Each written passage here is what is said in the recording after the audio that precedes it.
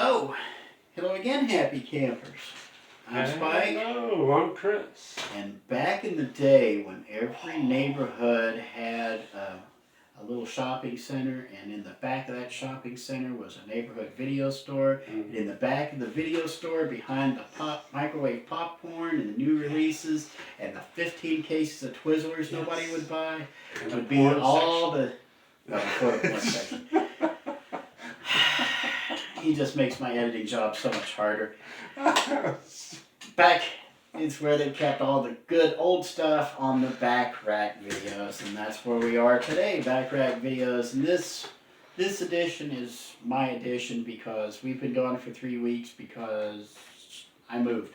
Okay, as you can tell, we're kind of in new digs here, but new smaller digs. We'll get this hashed out yet, but. Chris needed to do a bunch of research for it. I was like, nah, never mind, I'll take care of it this week, you get it next time. And then, because I'm about something that I actually rather enjoy and know about, I'm saying, hello, film noir. Film noir is an age-old genre. It's not even so much a genre, it's treated as a film genre nowadays, but it's not so much a film genre as a method of storytelling. It's a method of movie making. To really make good film noir, you have to have no budget. You have to have you might have one name somebody might recognize somewhere, and it needs to be done as quickly as possible and churned out like hamburger meat. Okay? Yes. So if I were to say film noir, Chris, what would you say? What would your one word be to describe film noir? Classy. Classy, you say. I would say, listen, noir to me is right up there with like the great murder mysteries like of Sherlock Holmes and Poirot, things like that, because to me they're almost on the same level, except noir has like, you got this detective in like an apartment building, but that's his office, and he has a secretary outside, and he's monologuing everything that is happening, and this woman comes in and she's very beautiful and is like, somebody murdered my husband or my brother or my father or something like that, and he's like, I will take this for a penny, and he goes and solves the case. And then just because she's a classy dame for it. Yes, and they used words like dame, classy. Okay. You're not going to see a lot of that in today's list, because I've compiled a list of 5. I'm not saying these are the best film noirs of all time. I'm saying there are 5 ways to approach film noir that will give you a good introduction to this style. Okay. And it does run the gamut. Yes, there are murders by the millions in film noir. And yes, there are detectives, but it's not always about detective work. And I've got a couple of examples here that I'm going to bring up that will point out that noir is more than just a hard-boiled detective story. It's more than Dashiell Hammett and Sam Spade or Philip Marlowe or any of these other guys. There's more to film noir than that. So but as you said, classy, hard-boiled detective, go take the case because of a classy dame. The first one I'm going to point out is the Maltese Falcon. This from 1941. Now there actually was a version of this, I think in 31, that was done before it. But this is the one with Humphrey Bogart and Mary Astor that everybody knows. This was based on Dashiell Hammett's novel, and it stars Sam Spade. Sam Spade is a private detective in L.A. He takes on a case that involves 3 absolute crooked, no-good schmucks. And while he's investigating, his partner is murdered. And then he finds out that the beautiful dish that he's involved with is also a liar and may be the killer. So over the course of the movie, it's up to Humphrey Bogart to not only catch the killer, but retrieve our precious Maguffin, because this was the film that inspired Hitchcock to call whatever everybody's after the Maguffin. So and you'll see Hitchcock later in the list. But this The Maltese Falcon is a classic. It's one of the best of the hard-boiled detective movies, and it's only one of 2 on my list of 5. Believe it or not, this is one movie that I have never actually watched. It can be a little bit of a slog. You really have to prepare yourself for it because in 1941, storytelling was a lot different than it is in 2022. You want to talk about fast-paced? It ain't here. But anyway, it is. It's still a good movie. I put it on here, but out of the 5 movies I'm going to talk about, I consider it the weakest. Okay. Now, I'm not putting these in any special order. I'm not going worst to first or anything like that. These are just 5 I'm talking about in a particular order because I want to make points about film noir. The Maltese Falcon is a good movie, but it's not as good a movie as D.O.A. D.O.A. was from 1949. Dead on Arrival. Dead on Arrival? Hold on. This is from 1949, filmed in black and white. This is directed by Rudolph Maté, and it stars Edmund O'Brien. The idea is you got this hood. He has been poisoned. He doesn't know who poisoned him, but all he knows is that he has only a couple of days left to live. There is no cure for this poison. This poison is going to kill him. He'll be dead soon, but can he catch the dirty rat who poisoned him and bring him to justice and find out why in the world would he do this? Because he's just an average, ordinary, honest hood. Why would he target him? So that's D.O.A. In my opinion, this is one of the best film noir of all time because this film noir has this reputation of having a bleak outlook. This has one of the darkest endings in movie history because the hero, spoiler alert, dies. That's why Dead on Arrival. Have you ever heard of John Dies at the End? It was a book and then it was a movie. John Dies at the End the idea was, John is your main character. You know in the title he's going to die at the end, so you know he's doomed, but he keeps getting all these hope spots. And you have to see him work through all these things, but you know he's going to die at the end because that's what the title says. And then when he dies at the end, it's still a shock. Your jaw's still on the floor like, what? So, because you actually cared about it. That was a good little piece of storytelling. And it was influenced based on D.O.A. You know, okay, I have seen this movie. I bet you have because it's just far too good to miss. Also, believe it or not, now this is not as good as the original, but they did remake this movie. You who has never heard of those before, but you may know the movie Crank with Jason Statham. It's actually a remake, but D.O.A. It's more gritty, violent, and That's another thing. Okay, D.O.A. Okay, it's 1949. They're still working under the Hays Code, which was a set of standards, a set of moral standards Hollywood had to operate by in order to get their movies distributed, or the federal government would step in and crack down for obscenity. So they, in a way you could say they had their hands tied, but what they had to do was take those restrictions and work around them and still tell a gritty, gripping story, which they do in D.O.A. There's no graphic violence here. There's no gore, okay? There's violence, yes, but you don't see bloods flying all over the place. You don't see somebody being decapitated. Nobody's wearing a human suit or anything. It's just a gritty, gripping, noir story. And yes, the hero dies at the end. So that's 2. I'm going to go on to my third one here, because this one is way, way out there. Some people don't even recognize it as film noir, but it is. It's from 1942, and it's called Cat People. This starred a lady named Simone Simon. Cat People. This actually turns up on Svengoolie every once in a long, long while. I've seen Cat People. Okay. You need to understand the story. Remember what I was talking about in order to make noir? It's almost more of a filmmaking technique than it is a genre. You have to have next to no budget. Okay, so the producer on Cat People is named Val Lewton. Okay, Val Lewton He was the one who green-lighted Citizen Kane for Orson Welles, and he was the guy who green-lit a couple of other Orson Welles classics. We regard them as masterpieces of film. They never made a dime.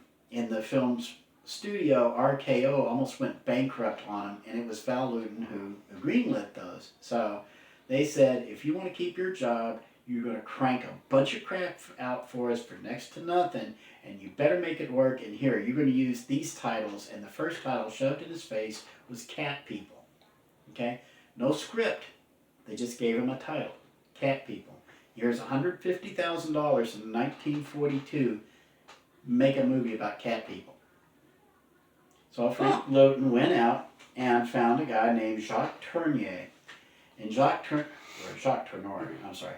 Jacques Tourneur was a filmmaker who was on the run, who had fled occupied France and was seeking work in the United States. So what Val Lewton does, he surrounds himself with people, and he knows that if he puts somebody on screen in a cat suit, which they're not going to be able to afford anyway, it's going to look like crap. This isn't going to draw a dime. It won't even draw flies at the box office. But if I'm ever going to get back on Hollywood's good side, I got to make a really good film. Okay, so Val hasn't given up. So Val works together with the screenwriter and the director and the star, and they come up with Cat People. The story of Cat People is that there's this woman from Serbia who marries an American man, and they come back to America, but she's hiding a secret. The little village she's from believes that she is cursed. She's part of a family that is cursed, so whenever they get really passionate about something, they'll turn into panthers. They become cat people, okay? They become panthers, and they'll tear apart whatever victim inflamed their passions. Needless to say, she's a cold fish with her husband, especially when she sees her husband flirting with another girl. So when our little bride sees him flirting with another girl, her passions get inflamed. She turns into a panther off screen. You never see her in a cat suit. So you see her disappear off screen, and then you hear growling. You hear a panther growling and yowling, and you hear the woman screaming, and you start hearing ripping, but you never see anything. It's all left up to the imagination. I've been saying this on Geeking Out for almost 4 years now. It is so much better to leave as much up to the imagination as you can. Yes, just because you can show the details doesn't mean you should. And this is a perfect example. Now remember, he's got no budget for special effects anyway. He can't even afford a cat suit. Have it all take place off camera and build the suspense. All the bloodshed happens in your mind, okay? And so if you don't like bloodshed, your mind just kind of like turns off and waits for it to end, but you're supplying all the lurid details. So it's as nasty as you want to be. And this Cat People was the one that showed Hollywood that a lot of times less is far, far more. So what do you think about it? Have you seen Cat People yet? Yes, actually I have. But again, this is another one that I haven't seen in ages. I want to say it's been in the 90s. It is far better than you think it would be. And they actually did a sequel to this that went in a completely different direction and actually explored the opposite corner of film noir. But I won't get into it right now because it's the opposite corner of film noir. We need to move on. I've got 2 more movies I want to talk about because we're in 1942 with Cat People. We're going to jump forward about 30 years. And we are going to talk about Chinatown with Jack Nicholson and Faye Dunaway, directed by Roman Polanski. Came out in 1974. This thing won. As legendary as Chinatown is, as much influence as Chinatown has had on modern cinema, this was Roman Polanski's love letter to film noir. Okay, this was his love letter to Dashiell Hammett. This was his love letter to Mickey Spillane. You got a hard-boiled detective played by Jack Nicholson named J.J. Geitz, and he's taken on this case in L.A. He's trying to figure out who done what. But the deeper he digs, the more mysterious it gets. People are dropping left and right. He doesn't understand what's going on.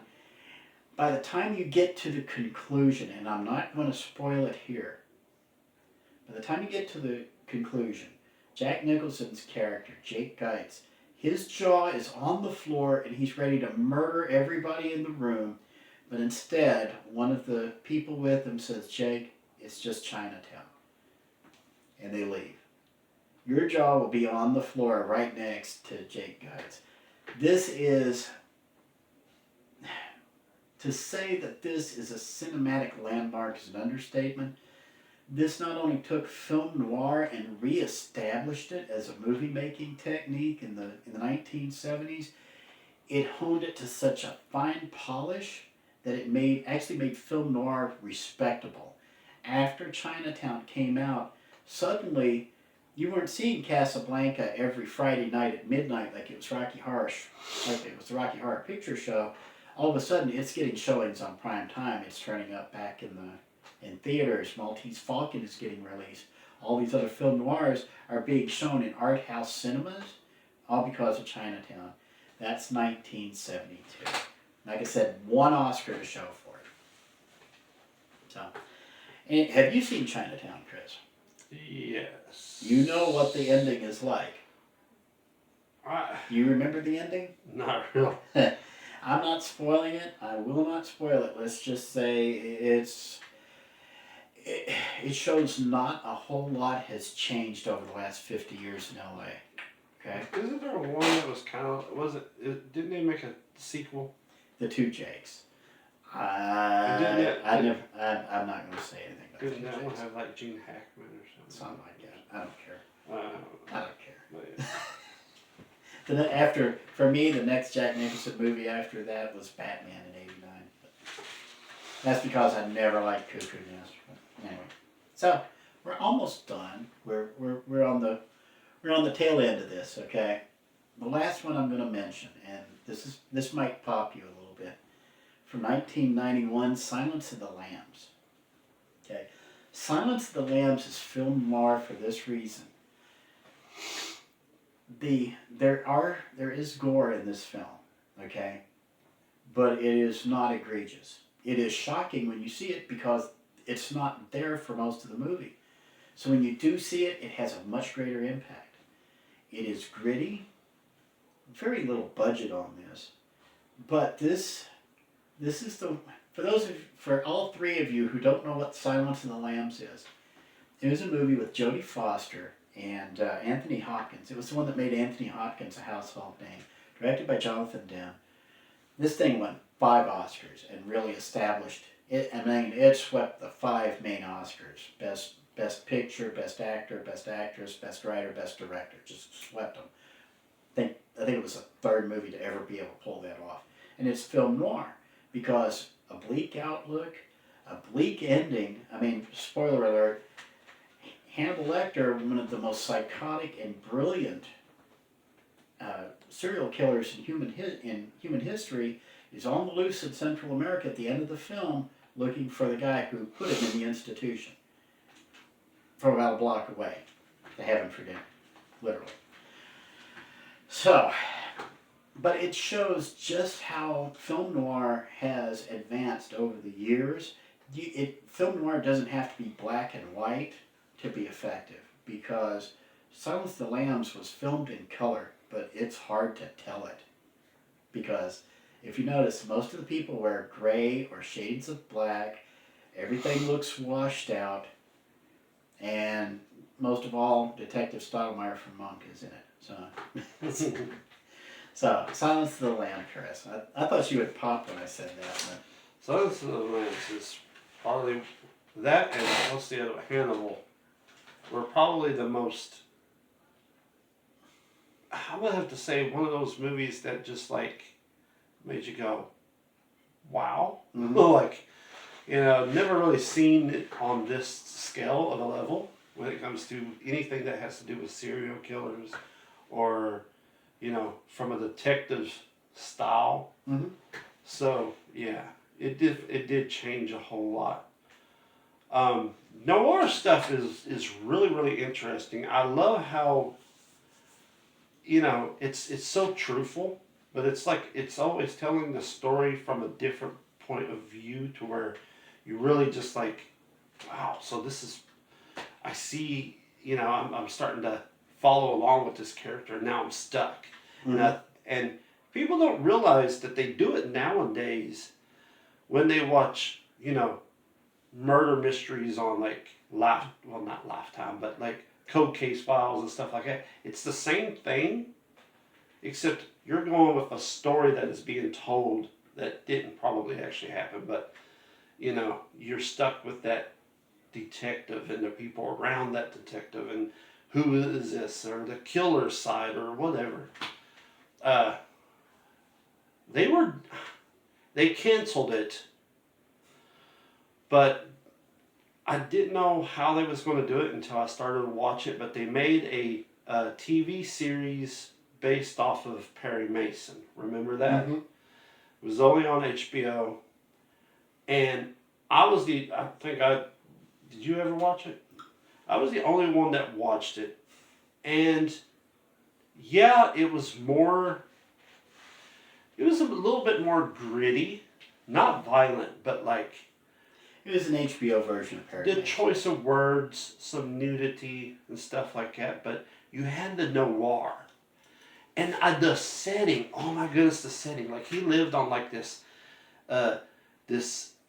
old broken down house on a playing field, which was so awesome.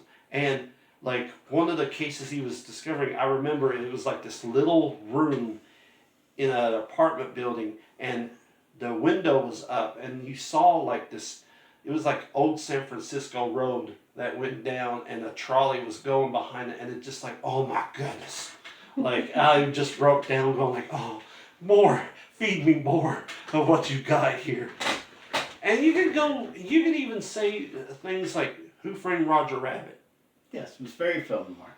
Yes. The only reason I didn't include it is because it was film noir in a way, but it was kind of a tongue-in-cheek winking a nod to it. But I will say, also, Seven. yes, Seven was probably the most recent film noir that really stuck out in my head. That was whoo, and that's pretty much Seven is pretty much the same grittiness that Perry Mason the TV series was, but it was like Seven is just like whoa. Seven will blow your mind because it plays up to the rules and then breaks them. So that's that can be a good storytelling technique.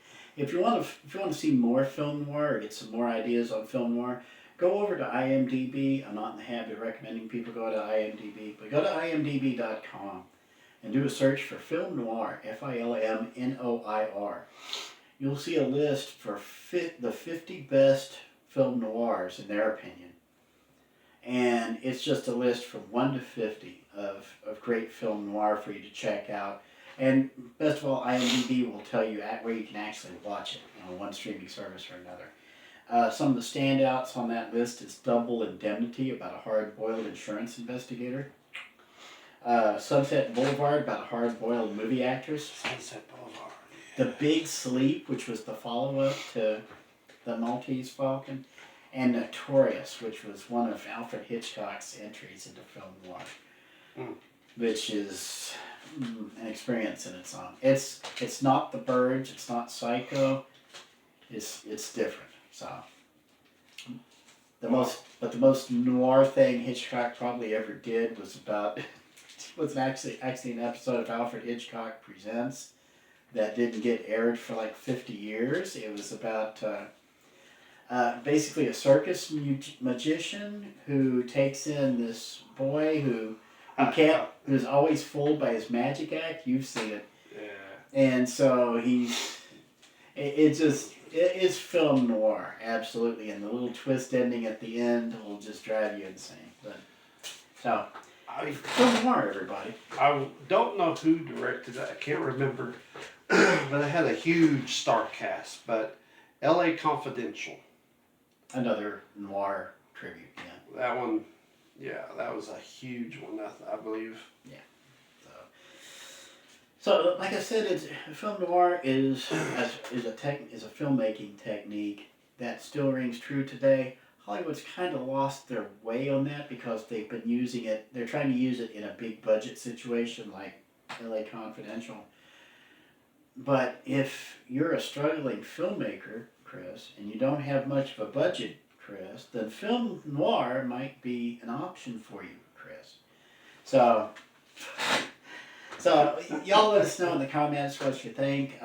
We'll be getting this out and about. Chris, any idea what we'll be doing in back rack video for next week? Yes, we are going to discuss special effects and how it started and how it has generated into what we have now.